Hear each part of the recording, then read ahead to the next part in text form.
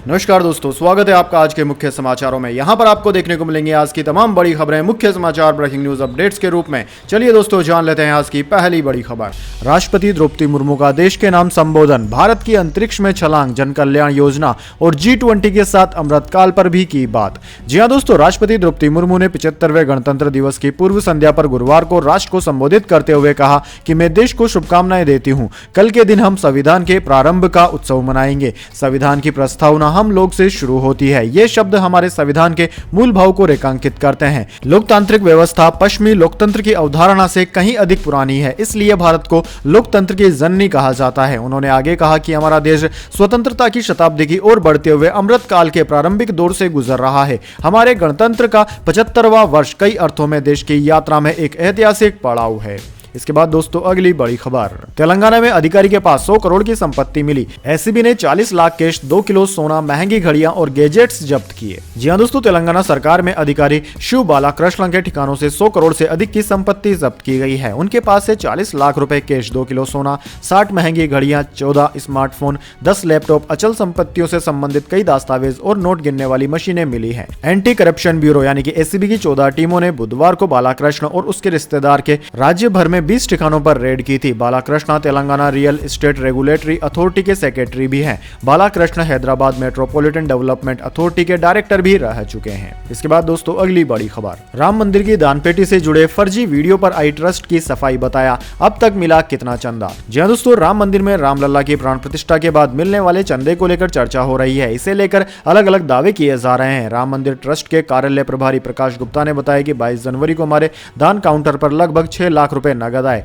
जबकि ड्राफ्ट और चेक से प्राण प्रतिष्ठा वाले दिन कुल 3 करोड़ रुपए आए। उन्होंने कहा कि 23 जनवरी को राम मंदिर ट्रस्ट में 27 लाख रुपए नगद आए, जबकि 24 जनवरी को कैश काउंटर पर 16 लाख रुपए प्राप्त हुए। राम मंदिर की दान पेटी से जुड़े फर्जी वीडियो पर उन्होंने कहा कि हमारे यहाँ बक्से में नोट नहीं होते, हमारे यहाँ काउंटर पर दान आता है, जिसकी बकायदा रसीद काटी जाती है। दान पात्र के अलावा कहीं न एक पैसा लिया जाता है, न किसी से कहा जाता है कि दान कीजिए। उन्होंने कहा कि दान पात्र का पैसा स्टेट बैंक के संरक्षण में रहता है। उनके लोग आते हैं, वही दान पात्र उठाकर ले जाते हैं। उनका अकाउंटिंग स्थान बेहद सुरक्षित रहता है। स्टेट बैंक के कर्मचारी ही इस पैसे को निकालते हैं, इसे कोई देख नहीं सकता। वहाँ स्टेट बैंक के कर्मचारी और हमारे लोग रहते हैं जो मॉनिटरिंग करते हैं।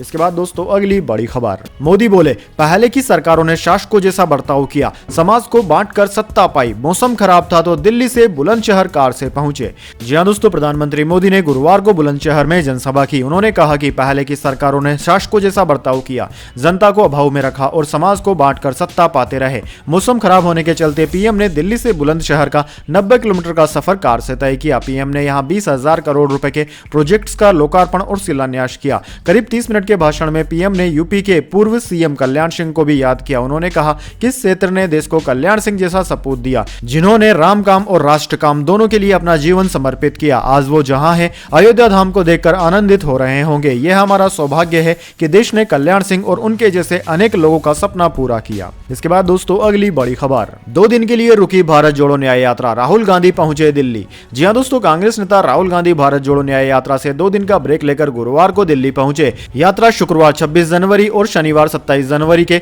2 दिन के विराम के बाद फिर से पश्चिम बंगाल में शुरू होगी। यात्रा 2 दिन के लिए इस कारण रोकी गई क्योंकि 26 जनवरी को गणतंत्र दिवस है। कांग्रेस के पूर्व अध्यक्ष राहुल गांधी की भारत जोड़ो न्याय यात्रा 26-27 जनवरी को 2 दिन के लिए विराम के बाद बंगाल के जलपाईगुड़ी, अलीपुरद्वार, उत्तर दिनाजपुर और दार्जिलिंग जिलों से गुजरेगी। फिर 29 जनवरी को बिहार में प्रवेश करेगी। इसके बाद यात्रा 31 जनवरी को मालदा के रास्ते पश्चिम बंगाल में फिर से एंट्री करेगी और मुर्शिदाबाद से होकर गुजरेगी। दोस्तों, राहुल गांधी के नेतृत्व में हो रही भारत जोड़ो न्याय यात्रा ने गुरुवार की सुबह ही बंगाल में प्रवेश किया था। यात्रा बंगाल में दार्जिलिंग, रायजंग, उत्तर और दक्षिणी मालदा सहित मुर्शिदाबाद में 2 संसदीय क्षेत्रों से होकर गुजरने वाली है। इसके बाद दोस्तों, अगली बड़ी खबर। बिहार में सियासी उठापटक तेज, खेमा मजबूत करने में जुटा लालू कैंप, विधानसभा भंग कर सकते हैं नीतीश कुमार। जी हां दोस्तों, बिहार की सियासत में एक बार फिर उथल पुथल मच गई है। नीतीश कुमार के आरजेडी से नाता तोड़ने की अटकलों के बीच लालू खेमे ने 122 के जादुई आंकड़े तक पहुंचने के लिए 8 और विधायकों को साधने की कवायद शुरू कर दी है। 243 सीटों वाली विधानसभा में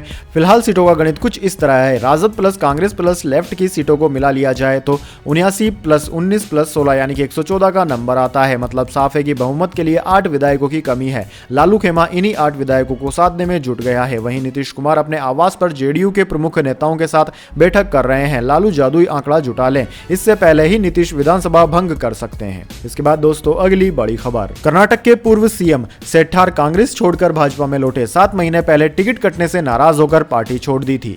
जी हां दोस्तों, कर्नाटक के पूर्व मुख्यमंत्री और लिंगायत समाज के बड़े नेता जगदीश शेट्टायर भाजपा में लौट आए हैं। सेठार 7 महीने पहले अप्रैल 2023 में भाजपा छोड़कर कांग्रेस में शामिल हो गए थे। वे कर्नाटक विधानसभा चुनाव में टिकट कटने से नाराज थे।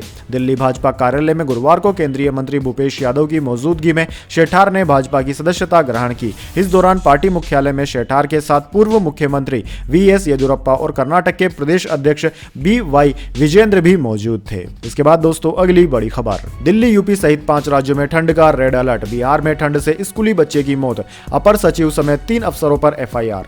जी हां दोस्तों, देश के 16 राज्य ठंड और घने कोहरे की चपेट में है। दिल्ली, यूपी, पंजाब, हरियाणा और बिहार में कोल्ड डे की स्थिति है। यहां गुरुवार को भीषण ठंड को लेकर रेड अलर्ट है। आईएमडी ने बताया है कि इन 5 राज्यों में 29 जनवरी तक ठंड से राहत की उम्मीद नहीं है। मध्य प्रदेश और राजस्थान में भी कोल्ड डे की स्थिति है। यहां अगले 2 दिन तेज सर्दी पड़ने का अनुमान है। वहीं दोस्तों बुधवार को एमपी के कई शहरों का न्यूनतम तापमान 5 डिग्री से कम दर्ज किया गया। कल पंचमढ़ी में तापमान 3 डिग्री, सतना में 3.9 डिग्री, खुजराहो में 3.4 डिग्री रहा। वहीं दोस्तों हिमाचल प्रदेश में अगले 5 दिनों तक बारिश और बर्फबारी होने के आसार हैं। मौसम विभाग के अनुसार 25 से 27 जनवरी तक प्रदेश के अधिक ऊंचाई वाले इलाकों में बर्फबारी होगी। इसके अलावा दोस्तों बिहार में भी कड़ाके की ठंड में स्कूल खुले हुए हैं। ठंड की चपेट में आने से मुजफ्फरपुर के पोछा में 6ठी कक्षा के छात्र मोहम्मद कुर्बान की मौत की बात सामने आई। इसके बाद से शिक्षा विभाग के अपर प्रमुख सचिव के पाठक, शिक्षा विभाग के संयुक्त सचिव कन्हैया प्रसाद श्रीवास्तव और जिला शिक्षा पदाधिकारी अजय कुमार सिंह पर गैर इरादतन हत्या का केस दर्ज हुआ है। इसके बाद दोस्तों अगली बड़ी खबर, बीजेपी ने लॉन्च किया लोकसभा चुनाव का कैंपेन। थीम सॉन्ग लिखा, सपने नहीं हकीकत बुनते हैं, इसलिए सब मोदी को चुनते हैं। जी हां दोस्तों, अयोध्या में रामलला के प्राण प्रतिष्ठा के 3 दिन बाद भाजपा ने लोकसभा चुनाव 2024 का कैंपेन लॉन्च कर दिया है। पार्टी के राष्ट्रीय अध्यक्ष जेपी नड्डा ने गुरुवार को प्रधानमंत्री नरेंद्र मोदी की मौजूदगी में कैंपेन का शुभारंभ किया। इस दौरान भाजपा का खास चुनावी थीम सॉन्ग भी जारी किया गया। सपने नहीं हकीकत को बुनते हैं, तभी तो सब मोदी को चुनते हैं। पार्टी का कहना है कि यह स्लोगन असल में जनता के बीच से ही आया है। भाजपा ने कहा है कि जनता की भावनाओं को समझते हुए इस स्लोगन को पार्टी ने अपनाया है। पार्टी ने कहा है कि नया स्लोगन पार्टी की मोदी की गारंटी अभियान का पूरक है। इसके साथ ही पीएम मोदी ने जनता से 2024 चुनाव के लिए भाजपा के चुनावी घोषणा पत्र के लिए सुझाव भी मांगा है।